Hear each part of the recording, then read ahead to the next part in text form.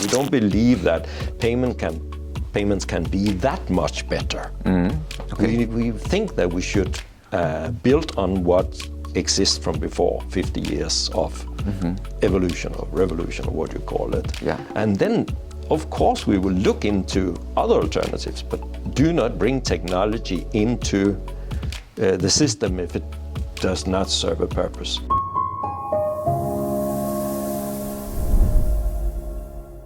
Yes, thank you so much for welcoming us here at your beautiful offices in Oslo. It's great to see you. Thank you for coming. You're always welcome to Oslo. Thank you very much. It's a pleasure being here. Now, before we start, for those who haven't had the pleasure of meeting you, can you please tell us briefly who you are and what you do?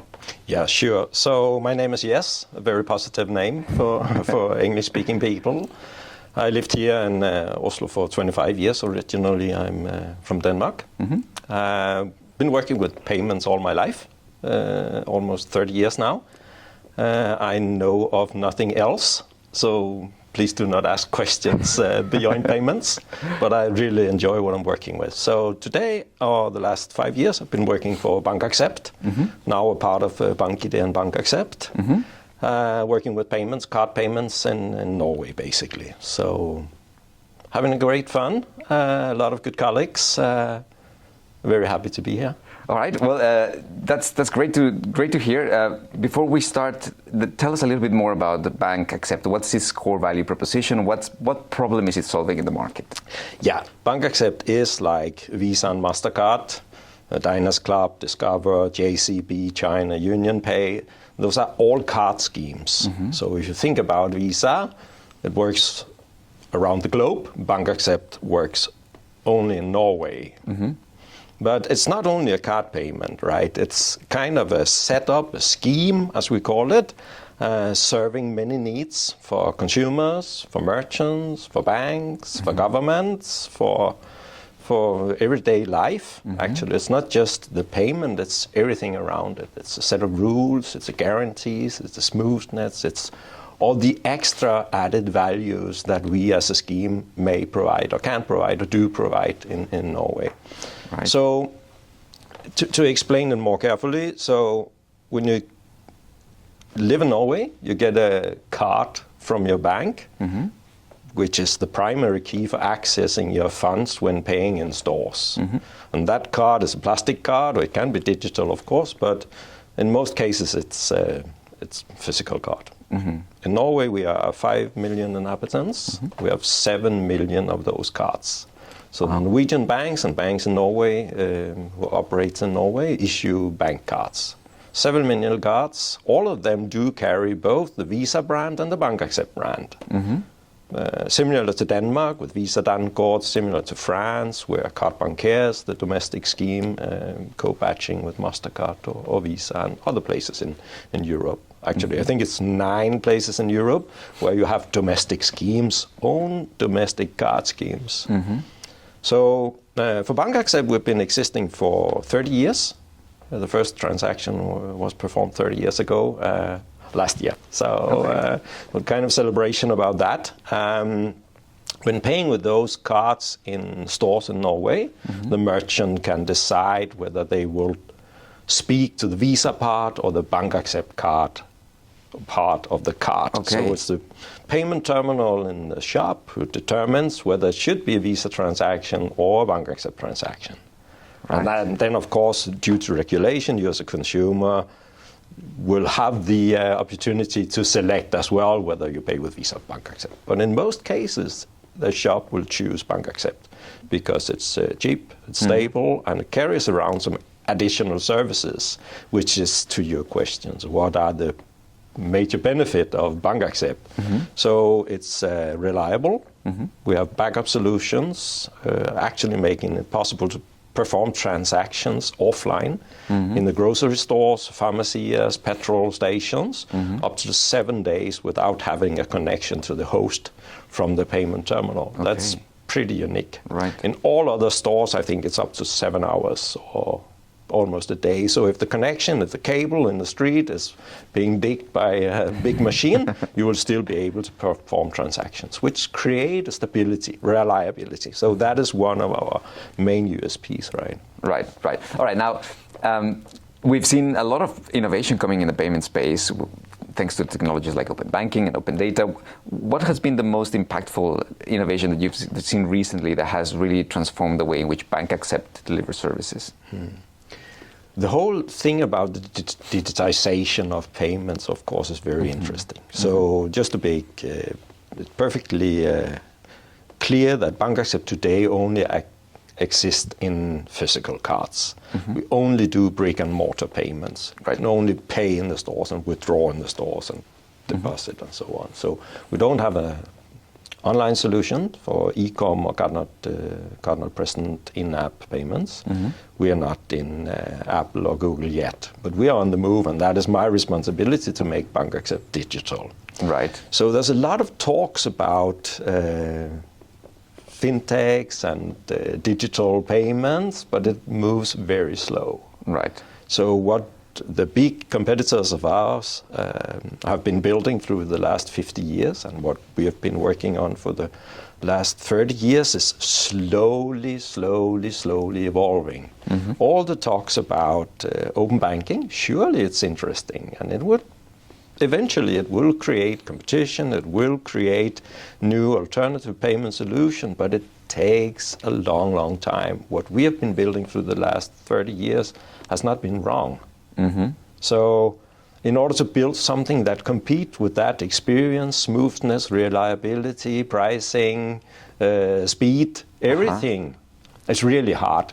Right. You can, perhaps with open banking, you can do some of it, but then if you go beyond, it won't work. It's not supported by the banks, it's not supported by the protocol. If anything goes wrong, you don't have backup solutions, you do not have kind of system around it, a scheme regulating what should we do if the transaction fails. Right. Perhaps you have only a few error codes. In the card payment setup, you have hundreds of error codes explaining exactly what went wrong with the transaction, so you know what you will need to do in order to fix it. Right. So don't try to fix it if it ain't broken. And I think that the open banking is really exciting, but it takes longer than any one of us expected. Right, indeed. Yeah. That's a very interesting perspective, because I sense that there's a lot of pride in the trustworthiness of the solution that you've been built for the past 30 years, and of course you don't want to do anything that can jeopardize that acceptance that the Norwegian people have on it.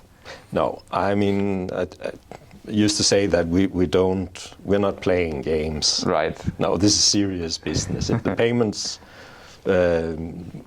will not work in Norway, you're having a big trouble. So don't mess with payments. Yeah. You can try something funny out, and to our sister company in the organization called Vipps now, Vipps Mobile Pay, they are really doing many fintech stuff, and they can do it, but we can. We need to be very careful to cater around what we have from before. Right. So all the stuff we do will need to live up to the expectations that we have built through the last 30 years and Indeed. our competitors through the last 50 years. Okay. Don't mess around with that. Yeah, absolutely. That's a very interesting perspective. Now, let's switch the angle a little bit, because we see that more and more there seems to be a closer integration between retail and payments, because payments is a fundamental part of the whole shopping experience.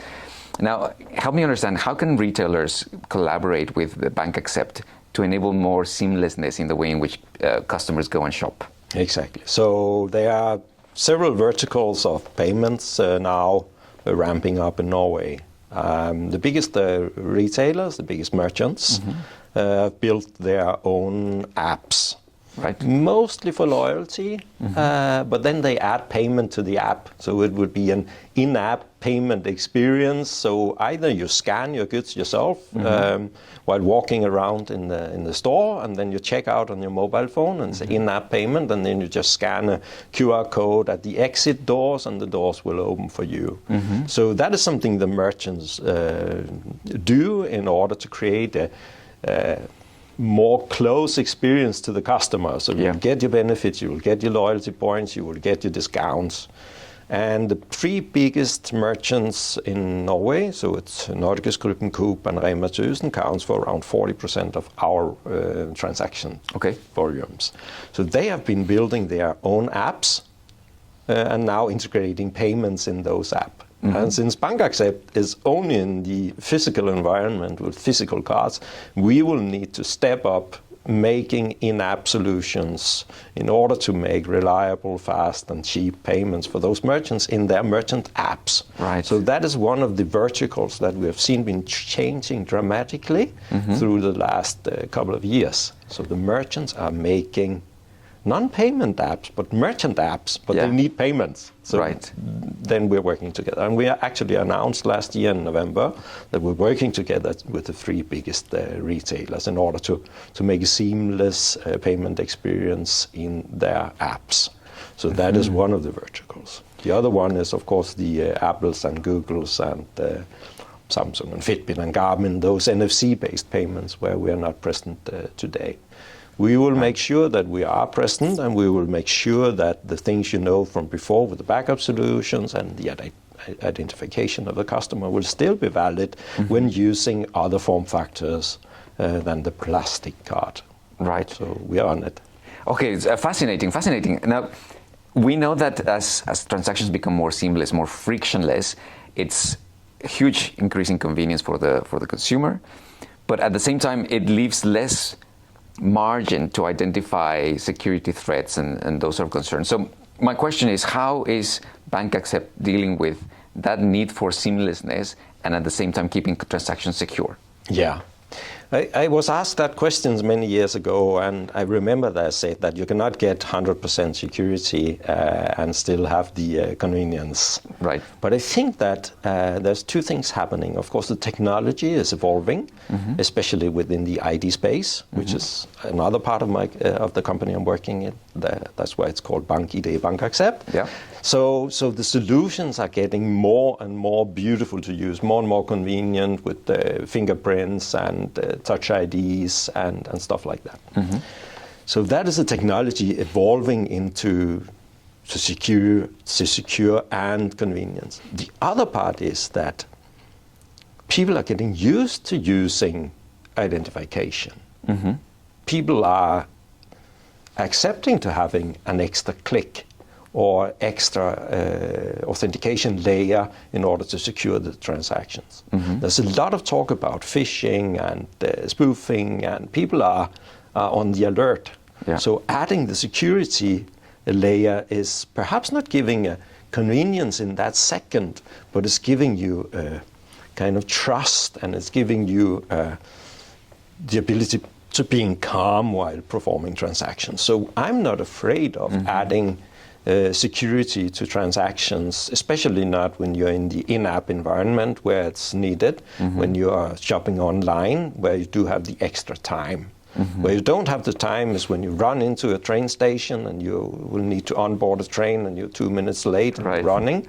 And then you should be able to tap your card just with no extra authentication, and the security is in place and the risk is very low. Right. So at the Tube of London, you just hold your phone to the gates and you're on board it. Yeah. But and in the stores, and to avoid long lines, we should make a good experience, and we think we can do that. Right. Okay. So then your experienced users are okay with having an extra layer of friction if it keeps their identity secure and the transaction secure. It's not been an issue. Yeah.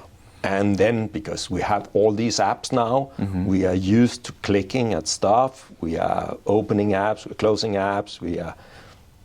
Our life is in the mobile phone. So as long as you have the authentication mechanism or your ID connected to your phone, you don't need to bring up an extra gizmo from your pocket with a one-time passcode generator or key card or something like that. Yeah. I think you can manage that. Yeah. We need to keep the trust in the payment space as well.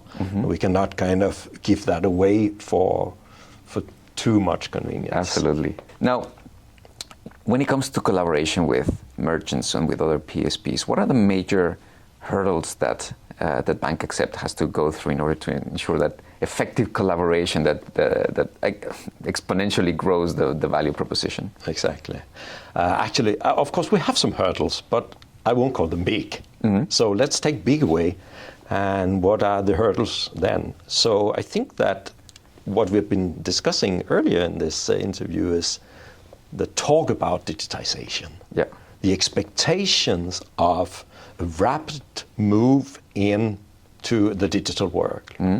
And the digital world is there, but it's not moving that rapidly. So the expectations is actually one of the hurdles. Okay. So expecting that there will happen, that everything will happen faster, takes away the focus sometimes of the clean, clear path that we have staked out, right? Yeah.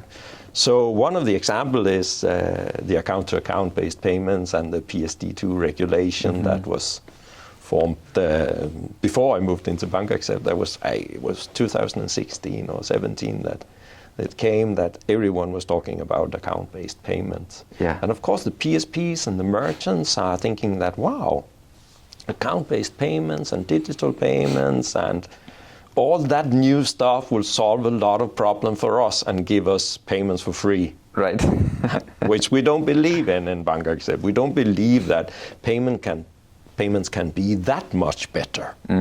Okay. We think that we should build on what exists from before, 50 years of evolution or revolution or what you call it. Yeah. And then, of course, we will look into other alternatives, but do not bring technology into the system if it does not serve a purpose. And we are very cheap from before.